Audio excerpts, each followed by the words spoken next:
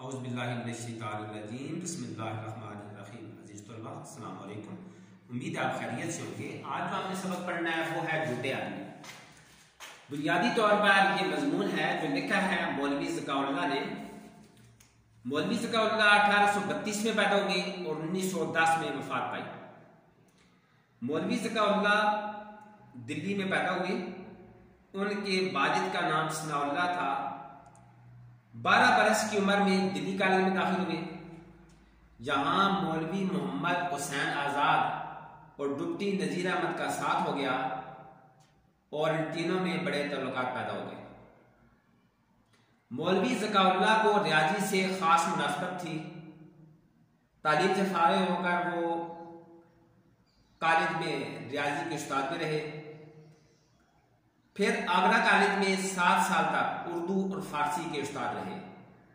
1855 میں deputy inspector مدارس ہو گئے۔ 11 سال یہ فرائض انجام دے کر 1866 میں نارمل اسکول دلی کے ہیڈ ماسٹر ہوئے۔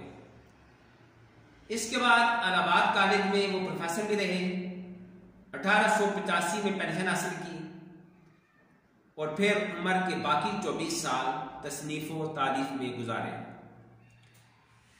ڈپٹی نذیر احمد کے ایک مضمون میں مولوی ذکا اللہ کے حوالے سے درج ہے کہ بعض مسلمان پوچھتے ہیں کہ آپ مسلم یونیورسٹی بنانے کا ارادہ رکھتے ہیں تو وہ کیسے عالم پیدا کرے گی؟ تو وہ فرماتے ہیں کہ اگر مولوی ذکا اللہ زندہ ہوتے تو میں انہیں پیش کر کے کہتا کہ ایسے عالم پیدا کرے گی۔ گویا یہ مولوی ذکا اللہ کا اعزاز ہے کہ وہ کتنے بڑے مصنف تھے اور کتنے اچھے انسان تھے۔ ان کی تصانیف میں تاریخ ہندوستان، آئین کیسری اور فرنگ وغیرہ قابل ذکر ہیں۔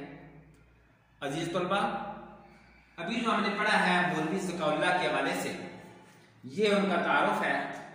اس سبق میں جتنے بھی پوائنٹس ہیں لازمی، وہ آسان الفاظ میں نوٹس کی صورت میں آپ کو بھیج رہا ہوں۔ آپ نے یہ تمام کام اپنی نیٹ کاپی پر نوٹ کرنا ہے۔ کل انشاءاللہ ہم اس سے آگے پڑھیں گے۔ اللہ حافظ۔